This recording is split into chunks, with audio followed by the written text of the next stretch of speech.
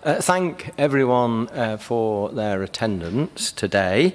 We've only one person not here, actually, which is better than I thought might be the case. And in particular, can I welcome Councillor Sue Bonser, who has joined us as a new member of the committee.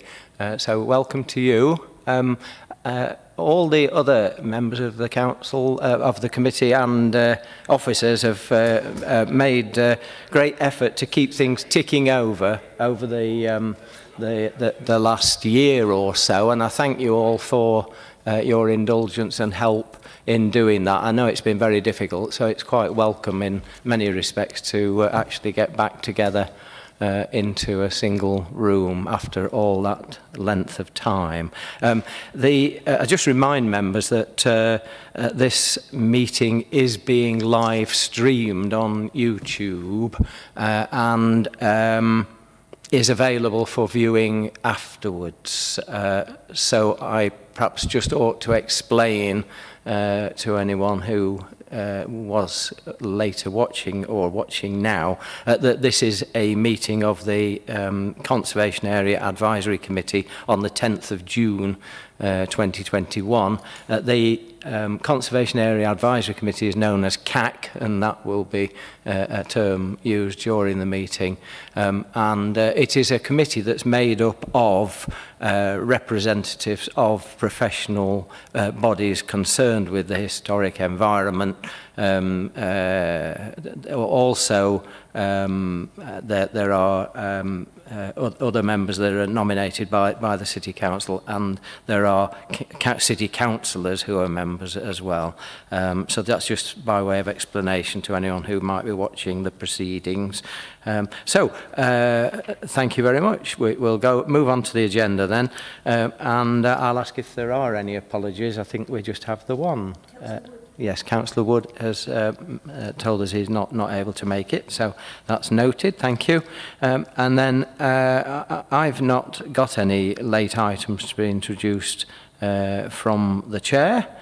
So can I ask if there are any declarations of interest? Right. Yep. Chris, thank you. Yep. Chris Twomey. Yep. Market Hall, thank you. That's that. Market Hall. Yeah, it's just I had anticipated one member had indicated an interest in 43 Church Lane, Dolly Abbey previously, and might have done so again today. And it was for that reason that I moved that item to the last item on the agenda. Yep. Sorry, Chair. Yes, we did object previously, but the scheme has changed significantly, and we've not actually made any representations this time, I don't think. Right. Okay. I mean, it's a matter for yourself. I think, in fairness, I will declare an interest in that. Right. Okay. It's entirely a matter for a member to decide whether they've got an interest. Rather than sorry. Yeah. Okay.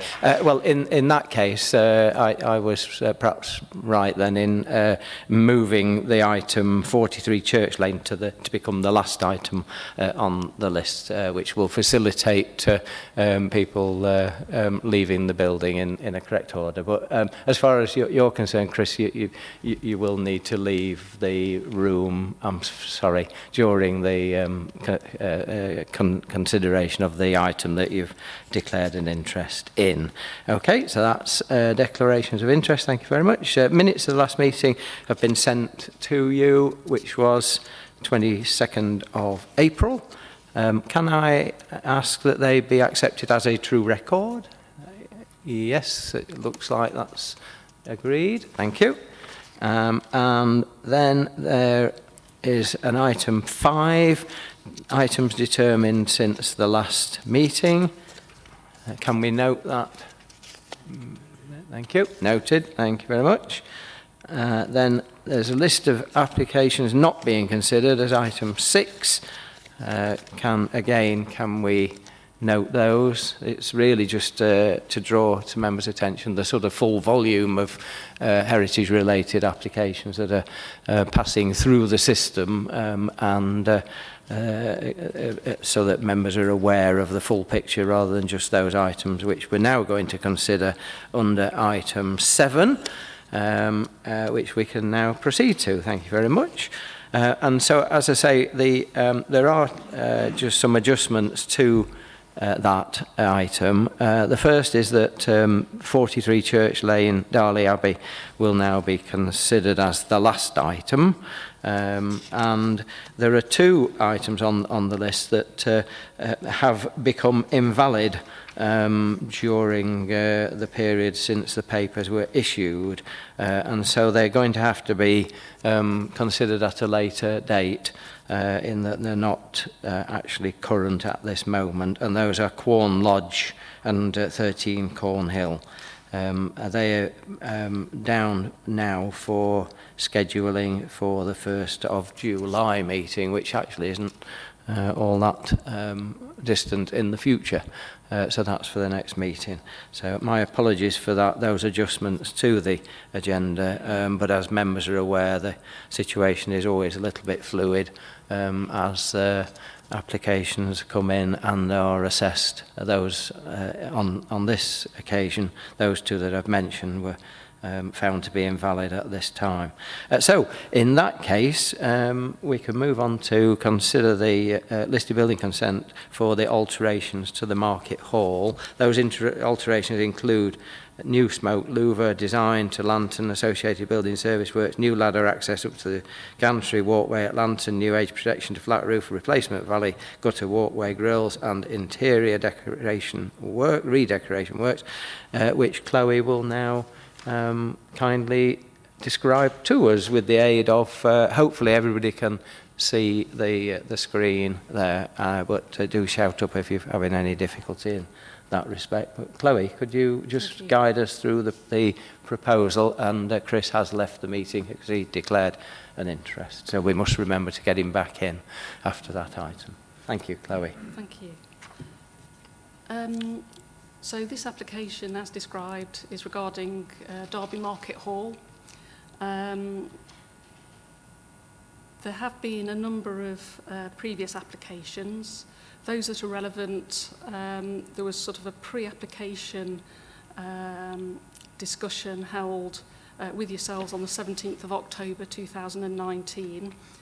And that was when, at that early stage, the project and redecoration was presented. And what was specifically discussed at that point was the copper roof weathering and patination and the redecoration of the paintwork inside the Market Hall. The committee suggested a paint analysis, and I think you were looking forward to, at a point, finding out more about the project in due course. A previous application to this one came to yourselves on the 23rd of January 2020, and that was a listed building application for very similar proposals, although there are slight changes, so this is why there is a new application regarding this. To that application, you resolved no objection, subject to the colour of the handrail, which should blend with the main roof appearance. A recessive colour such as grey would be appropriate.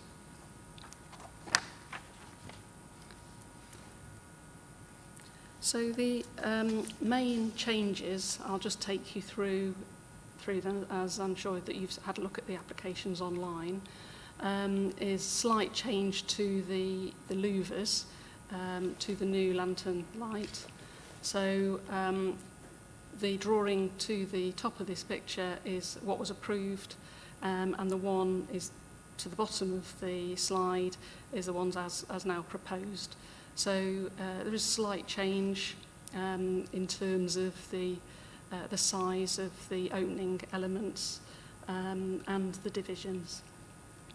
Here's a section through just showing on the left as approved, and on the right a moving element. So instead of a fixed grille with something behind, this is going to be a lantern louver which moves, and it has to respond to smoke, etc., if there are any events within the building, and to enable ventilation. One of the other things was to do with the cast grates around the building, which, as you can see, are in different colours around the edge of the building, or at the edge of the main roof. These have been looked at. There is a need where there are outlets for those to be operable and to be moved to be able to maintain the water outlets. So an analysis has been done of those to retain as many as possible, and just to replace in something which is lightweight to match, so that they can be moved and then put back. So I've had a look at this, and yes, they have retained as many as possible, and it's a better retention level as previously thought. The next thing that was on the previous application was to do with the new handrail and access, new safety ladder and walkway up to gantry level, and replacement to the previous access stair. If you can remember, there was one in this same location. So the top of the slide shows the arrangement as approved, and the bottom slide shows as now proposed. So there is an added number of edge protection to the flat roof. So in terms of, so that may be visible slightly, but I think you can see that on that slide. And just to remind you, the visual appearance of the previous arrangement, here's a slide showing the previous walkway, and hopefully that helps. Then on to the Buttermarket roof repairs. The main repairs that are proposed in relation to this is to paint and try and provide waterproofing system to the green areas that you can see on the slide. There's also, on the plan you can see that there is reinstatement of slate on some of the slopes where a temporary measure has had to be installed. There are a number of associated mechanical electrical building works, which include power controls, sensors, sender units, a lightning conductor, conduit brackets, that sort of thing. And you know, the locations of those are included within the application. Then onto something that wasn't included in the previous applications. This is to do with the interior decoration. As members suggested, a paint analysis was undertaken, and so the original paint scheme is known, and I'm sure you've seen the report, which is online. So the proposed repainting scheme is a mixture of repainting in existing colours using an ivory and red, and this is to the front face of the main beams only, where it originally and historically was, and adding a new grey colour to the iron arch web and the underside face of some of the lattice truss and secondary trusses. So here's the detail, which is online, and the paint proposals are down to the top. Well, I'll show you shortly, is just to this level. So the capitals and below within the building aren't part of these proposals. So they're looking to look at those in a later phase. So here's the proposal in terms of what they're proposing to do, which is quite similar to the previous or the existing scheme, however, trying to emphasise where the scheme was red in grey. So hopefully that gives you an introduction. Thank you very much, Chloe. That's very helpful to have that description and see the illustration. So could I open up the application to comment then, if anyone has any thoughts about any aspect? Chloe's just completed the presentation in terms of paint colour, but any comment about any part of the scheme, including the paint? Okay. Chris? Question for Chloe. Over the decades, this building's been subject to quite a few series of alterations. Has the actual fabric ever been recorded? A proper photographic record being made of the building together with any analysis?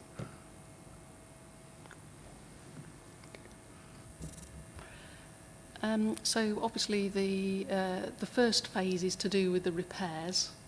So that's the first phase of proposals, which has obviously, there's been submitted applications regarding that. And we're expecting a second phase application for further alteration works to, the building itself. So in terms of recording of that phase, obviously there will be opportunities when that application is received to recommend that. Okay, thank you. Thank you, Chris. Paul? Chair, I'd just like to say I thought the details that I've seen online, etc., I think reflect the building quite nicely, and I understand the problem that they've had in terms of smoke ventilation for the building. But I think from the aspect of from the ground up to the top, I think the difference will be fairly minimal. So I'm quite pleased with what they've put forward. Okay, thank you. Are there any other comments? I felt when I looked through the application details that it was a well-researched and well thought out and well presented set of proposals, really, that were very suitable for such an important building within the city centre. And I felt content also with the treatment that was being proposed. With regard to the paint, there is a slight variation from the past, in terms of the introduction of this grey part of the scheme. I think, though, the intention is to create an airy and slightly more subdued appearance, and I think it will be very successful, really. So hopefully all the other works can proceed in not too distant future as well. But I just had a look at the scale of work going on out there as I was coming into the building today, and it really is a big project for the city, isn't it? In terms of the amount of work that's required. Sorry, Carol, I was just concluding and then noticed you wanted to say. It's just a question for Chloe, really. The new Louvres, they look much more expensive than the old ones that were put forward. Is that going to add dramatically to cost? They look really complex.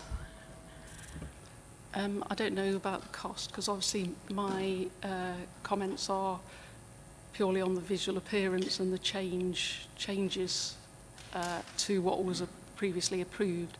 I was just pointing out that there was a change, but obviously the number of horizontal louvers has been reduced slightly, so that was just one of the changes. It just looks more complex than the previous. Did you say that the originals were just ordinary slats, open slats?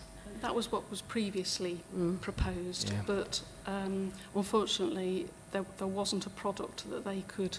So that there we go. In terms of the number of louvres, so that highlights that. And yes, previously it had been hoped to develop a screen which didn't move and something behind it, but unfortunately it wouldn't. They found that it wouldn't work, and they weren't able to do that. Are those louvers going to be blocked by the railing that's going to go in front of it anyway? There will be some,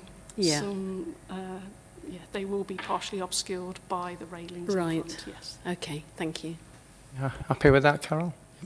Okay, so I think we could probably conclude by saying that we welcome and support the scheme for the refurbishment of this aspect of a very important building in the city centre. So, okay, thank you. There we go. So we can move on then to Orchard Cottage, 23 Church Street, Spondon.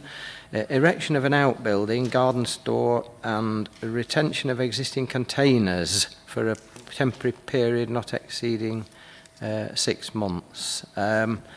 It's not actually stated on the agenda, but that is, yes it is, it's within the Spondon conservation area. In fact, it's very central to that. And thank you, Chris, for returning.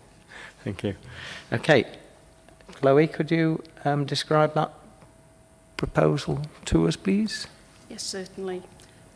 So, as you've mentioned, it's for the erection of an outbuilding, garden store, and the retention of existing containers for a temporary period not exceeding 6 months. So on the first slide, I'm just showing you the location, just to get your bearings in terms of Church Street and the application site. The containers and proposed garden store is proposed where the current containers are located. I should just say that there was an enforcement notice which is referred to within the application served, and this application is in relation to that. So this photograph shows building in the foreground and the area between that building and the rendered building behind where the containers are and where the proposed garden store is proposed.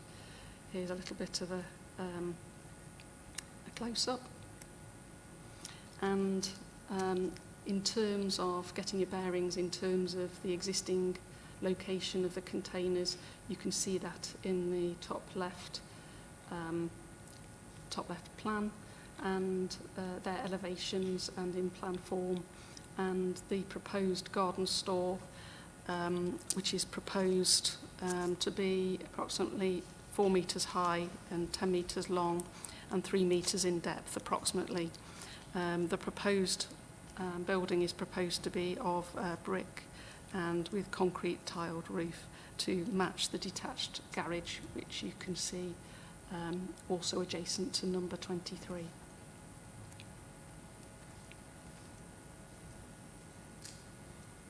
Is that the conclusion of that item? Thank you. Okay, can I ask if there are any comments on the proposal? Okay. Chris? Thank you.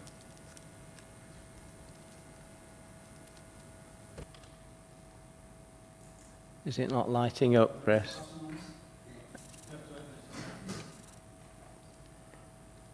Thank you. Ah, you've done it.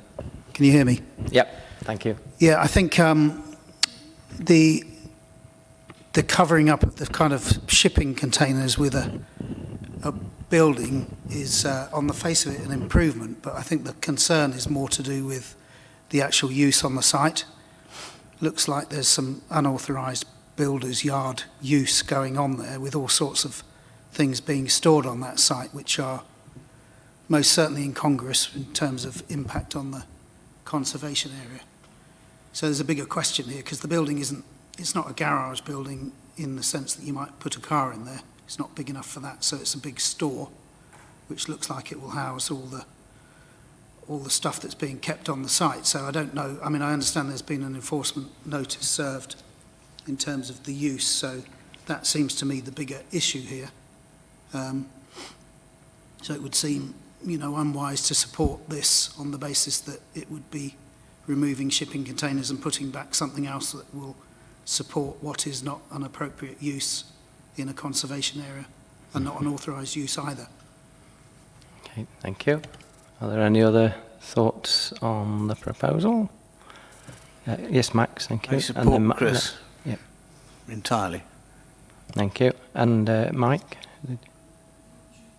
Sorry, Chair, just the application itself. I thought the heritage statement was 6 pages of reiterating planning policy and not much about what they were actually doing, Chair. Yes, that's a comment that I can relate to as well. Yes, I did just notice for the first time when Chloe showed the photograph that there is a little green sign there on the first photograph, which is now I can see on the map, but there is a footpath runs down there, which I had never actually thought about till this moment. So the site is actually more prominent than I originally had thought, because people will be passing along its boundary using that footpath, and also I think the other side of the footpath there's a school playing field, so it's not as concealed a site as actually you might imagine. Not that that's any excuse for allowing anything that shouldn't be in a conservation area. It's very central to the conservation area.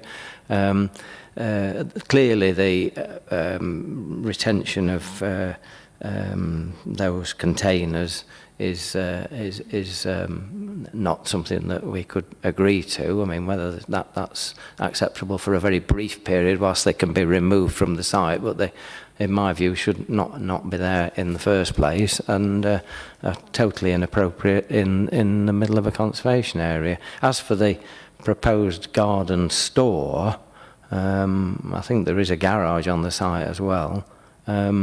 It looks excessive in scale for a garden store.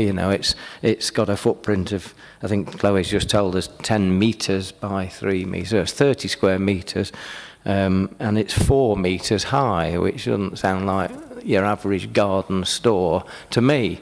That's not the only outbuilding on the site. So they are clearly out of scale to the main building on the site, which is not the house that we can see fronting Church Street. That's been built within the site in recent years. It's one further back. So there's already been a sort of subdivision of the site, and it clearly is inappropriate for this additional building, which is out of scale for the site itself, but is incongruous really with the character of the conservation area, which is predominantly residential in nature with residential scale outbuildings. So it would seem from comments that have been made and so on that we should object to the proposals. From our restricted point of view, which is related to the heritage aspects of the proposal. There are clearly, from what Chris has said, other aspects at play, but they are matters for others to consider regarding uses of the site and so on.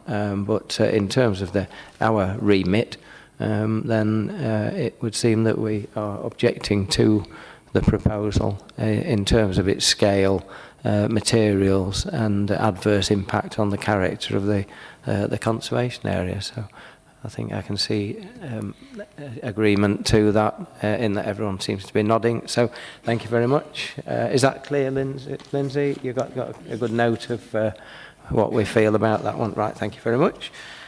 So unfortunately, Cornhill will have to wait for a later date, so we can move on to 93 Belper Road, Derby, which is a site that we have actually considered in the past. There have been proposals made there, and there is actually an approved scheme. We objected to a scheme as CAC.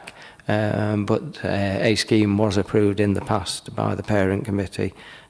This is now a different scheme, which seems to be slightly bigger than the previous one, and clearly the details are different in terms of impact, materials and such like. So perhaps, Chloe, you could just describe to us what is the latest set of proposals for this site, which actually is within a conservation area. It's not actually listed on the agenda, but does fall within the central part of a conservation area.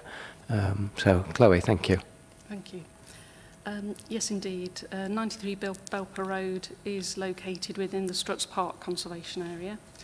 The comments of Advisory Committee were sought on the 5th of July 2018 to a first scheme, and then that was amended and it came back in December 2018, so the same year.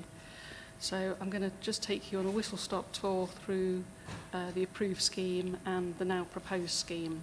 So just to remind you, here is the location of 93 Belper Road on that very distinct curve, and the building itself. Here is the garage, which is proposed to be demolished and was proposed to be demolished under the previously approved scheme. Here are some photographs of the site down Robin Road, and also a photograph showing the existing garage and how it's located just back from the gate piers. So the previously proposed scheme number 1, this was the proposal. So it was a zinc metal standing seam construction with aluminium windows, and had render to the ground floor. Then there was the next scheme, which was revised slightly. I've included this just to show you the hatching of the existing garage, the outline of the approved scheme, and the location in relation to the gate piers, and there was at that time a proposed sliding electronic gate. So I should just mention, in terms of the previous scheme, what was proposed at that point was a garage to the ground floor and an outbuilding stroke artist studio on the first floor. So the approved scheme was approved with render to the white render finish at ground floor and a reglit glazing cladding to the first floor.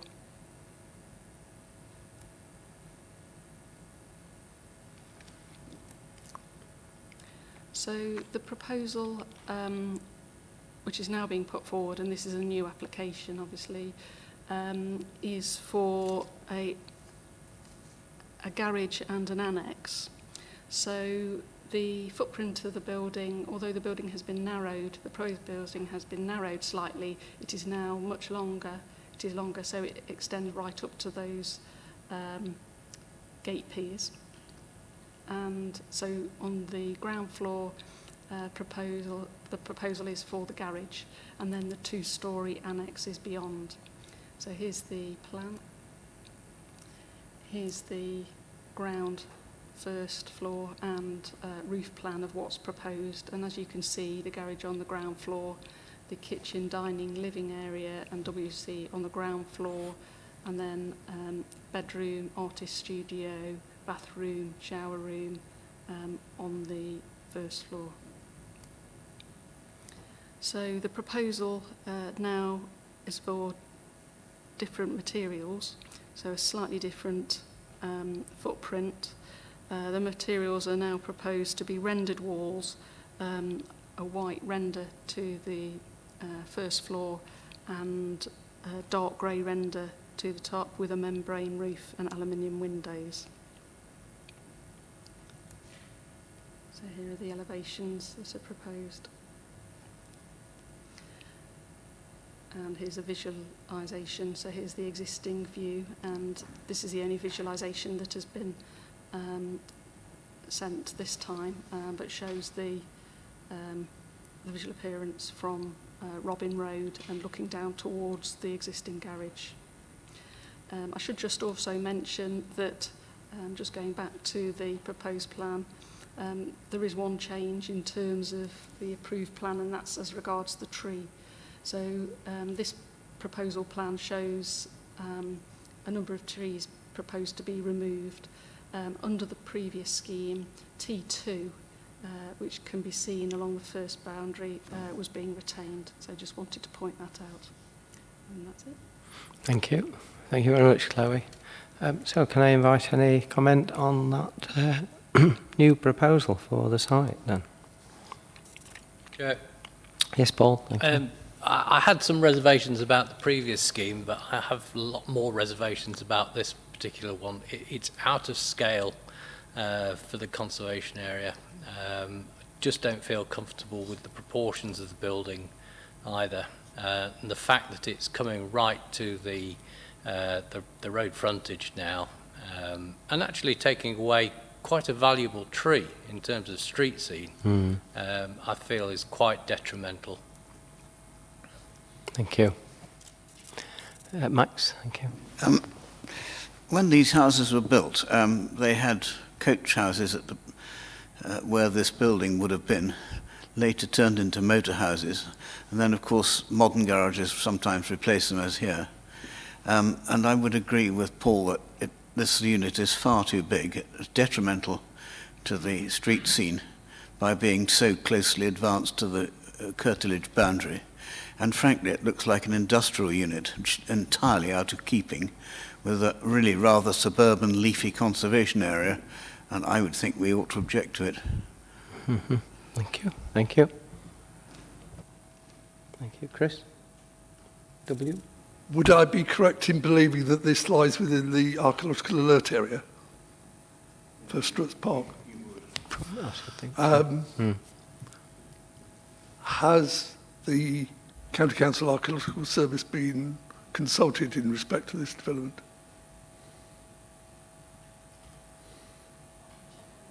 Yep. Okay, thank you. Ian? Thank you, Chair. When I looked at this scheme yesterday, I felt that it obviously been trying to make a modern statement there on that site, and from a modern architectural point of view, you could probably approve it. But I think that from the point of view of the area, it's generally pitch roofs, roofscape over the majority of it, and I thought it was a lot similar to the application that we were looking at Dolly Abbey, which we're not actually looking at tonight, which had got the split pitch roof on, which they'd altered to traditional pitch roofs, and it crossed my mind that if you could actually do the accommodation that is shown in that flat roofed extension, first floor extension, in a 48-degree pitch roof with its eaves at first floor level, and it's a lot more in keeping with probably a lot of the roofscapes around the site. Mm-hmm. So it's just another way of tackling it, really, that might look better in a conservation area. Yeah. It's not a big building, so therefore to try and make a modern architectural statement, it's not a big enough building really to do it. I don't think that's the problem, in my view. Thank you. Are there any other comments to add to that? No.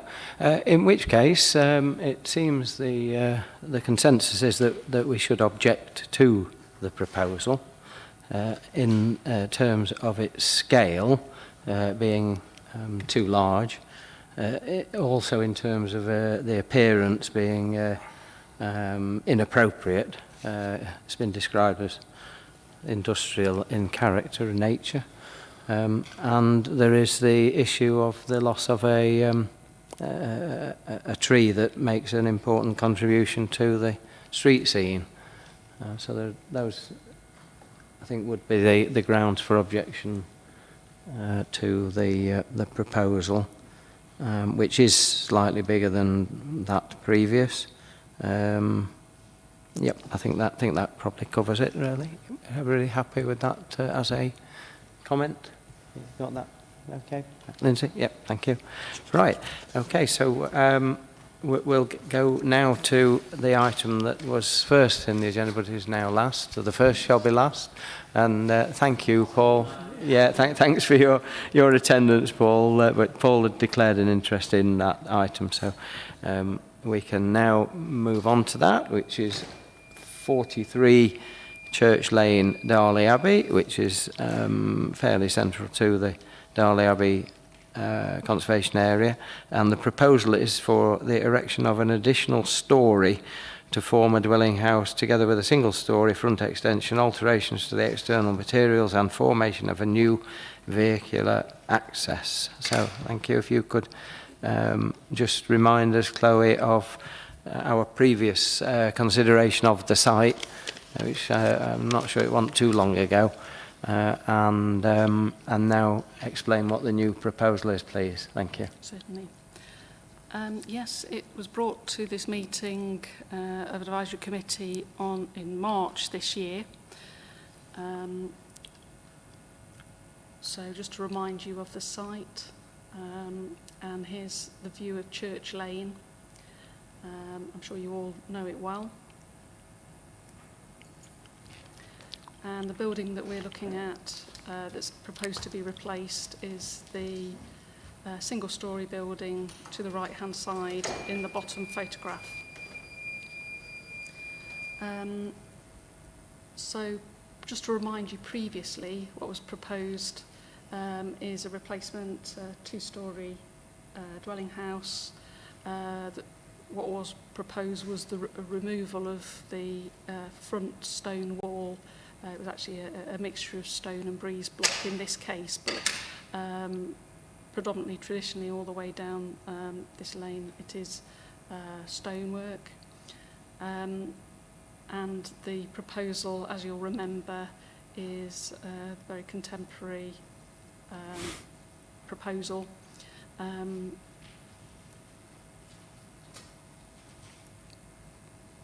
So when you saw the last proposal, you had quite a few things to say about it. The dwelling or the site is just outside the Derwent Valley Mills World Heritage Site and Dolly Abbey Conservation Area. Obviously it's just across the road from Grade 2 listed St Matthew's Church, which is on the opposite side of Church Lane. The wall, however, that runs along the front of the building is within the World Heritage Site and is within the conservation area, just to remind you. The main points that you mentioned in your comments was mainly to do with the loss of the wall and concern about that. Also about the design in relation to adjoining properties. And although a contemporary approach might not be, you said, may not be an issue, it was to do with the main impact in terms of the detailed design and the materials, which at that point was copper. So that's in summary of your proposals to that previous scheme. So those proposals, this application has now been, they've reflected on comments made, and they now propose to retain part of the wall, as you can see within this plan.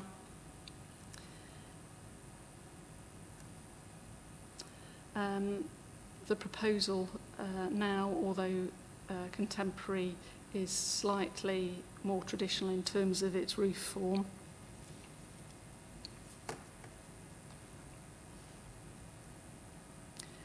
And here's some visuals. The proposals are for horizontal and vertical buff brick and off-white stone render, fibre cement roof tiles and aluminium windows and rainwater goods. So here's a couple of visuals from looking at the front elevation, looking into the rear, and obviously the side elevation, which is obviously something that you'll see when walking down or moving down Church Lane. And that's it. Thank you, Chloe. Right, so any thoughts on the revised scheme then? Yes, Ian. Chair. And then Carol. This really follows on from my comments Yes. about the last scheme, because this has really changed to show traditional roof form. And although it is a traditional roof form, it's still managed to keep a contemporary style. I think more in keeping with the other buildings in Dolly Abbey. I think that the architects, by using a traditional roof form, from a visual point of view, has made it more acceptable in that area. Okay, thank you, Ian. Any other thoughts on the scheme? Carol, yes, thank you. Just quickly, where was the drive going to be? Because you said they were keeping the wall, and I couldn't see half of it, yeah. I couldn't see a hole for the drive. Half of it, I think now. Yeah. Wasn't it? Was it all being lost before? It was all Chloe? being And lost then I think before. we did say You wish to retain. we accepted that they needed to be able to get vehicles in, but I think we did suggest it should be retained in part. Yes, and, that's and, right. And it looked about half, or possibly slightly more than half, is retained now. The wall have come further south. No, I think isn't that a grass verge on the front? There's a grassed area as existing. Yeah.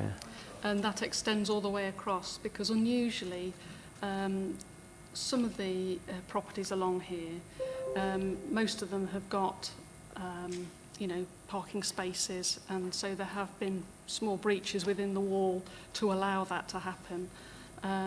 But the original proposal was to remove all of the wall, and now they propose to retain existing wall for part from that corner across the front to this point. Right. Thank you. Any other comments, Max? Yes, please. Last time, I think, I remember objecting to the previous scheme because of the setting of the church. Yeah. And I think this scheme has answered our questions really by reverting to traditional materials and using a relatively up-to-date take on a traditional form. And I think it addresses that particular concern. So, fine. Yep. Thank you. Yep. Okay, so, David. Yes, Chloe, I wonder if you could, have you still got the photograph of the wall that you showed last time? I think there was a view down the street, wasn't there? There. Yep. Yes, down the street. You haven't got one sort of front on? I seem to remember one.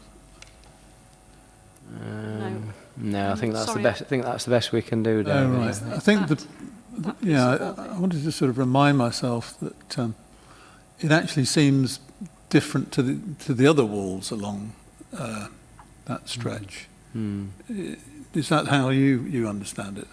Yes. Because the reason that it was sort of included in the World Heritage Site and of importance, or considered importance, was that it was the boundary of Dolly House, the boundary wall. But if it's different to the other bits, it does strike me that it may not have been the original one. No.